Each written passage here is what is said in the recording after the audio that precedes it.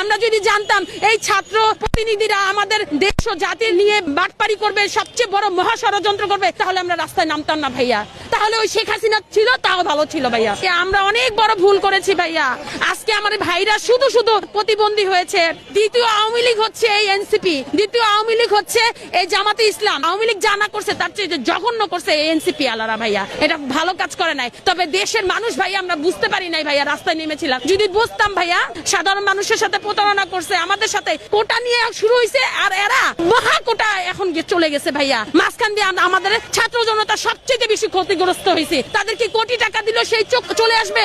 এই যার ছেলে হারাইছে, যার মেয়ে হারাইছে, যার ঘরের মানুষ ছোট বাচ্চা হারাইছে, তারা কখনোই পাবে না। তবে আমরা অনেক বোকামি করছি। যদি জানতাম এই আমি জুলাই যোদ্ধা, কিন্তু বাট আমার তালিকায় নাম না আসার কারণ হচ্ছে আমাকে 28শে সেপ্টেম্বর 2025-এ আমাকে ভেরিফাই করেন। ভেরিফাই বোর্ড থেকে আমাকে তামিম খান, পূর্বের জেলা প্রশাসক তানভীর আহমেদ আমাকে বাদ দেন। কারণ তাদের বিরুদ্ধে আমি সাংবাদিকদের কাছে, মিডিয়ার কাছে বলেছিলাম বিধায়, এবং তারা টাকা চেয়েছিল তামিম খান ভেরিফাই করার জন্য, আমি দেই নাই এক। আর দ্বিতীয়ত হচ্ছে মিডিয়ার কাছে, আমাদের সোশ্যাল মিডিয়ার কাছে বলেছিলাম বিধায় তানভীর আহমেদ জেলা প্রশাসক পূর্বের আর হচ্ছে তামিম খান আমাকে বাদ দিছে। দ্বিতীয়ত আমি 19শে জুলাই এবং 4 আগস্টে আমি 5টা হাসপাতালে কাজ করেছি। আহত নিহত মানুষদের নিয়ে আমি একাই 300 জনের বেশি মানুষকে বাঁচিয়েছিলাম সেদিন, রক্ত দিয়ে, টাকা দিয়ে, পানি দিয়ে, ইভেন অ্যাম্বুলেন্স ভাড়া, ভ্যান ভাড়া, রিক্সা ভাড়া দিয়ে আমি মানুষকে বাঁচিয়েছিলাম। এবং আমার হাতে অনেকে শহীদ হয়েছে। আমি এই 2 হাত দিয়ে অনেক রক্ত ধরেছি নিউরো সায়েন্সে। আমি হাসনাত ভাইয়ার কাছে গিয়েছি, নাহিদ সাহেবের কাছে গিয়েছি, সার্জিস আলমের কাছে গিয়েছি, নাসিরউদ্দিন পাটোয়ারির কাছে গিয়েছি,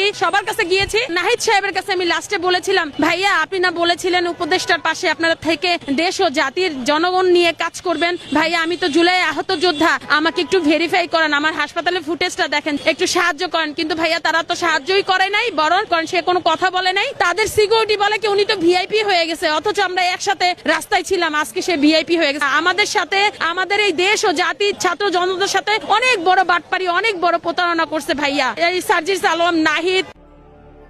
দেখুন বোনটি কে বলে গেল, এই তো হলো সত্যিকারের দেশপ্রেমিক। আন্দোলন তারাও করেছে, সব তো তার মুখে শুনলেন। আওয়ামী লীগ 17 বছরে যা না করছে, জামাত, এনসিপি, ইন্নু সরকার এই 17-18 মাসে তার চেয়ে বেশি করছে। কি না করছে? মব সৃষ্টি করছে, ডাকাতি করছে, মানে রাহাজানি চিন্তায় এই জুলাই বিক্রি করিয়া একজন কুটিপুটি হয়েছে।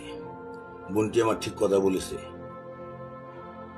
এই বোনের কথা একদম সত্য কথা। খাঁটি দেশপ্রেম।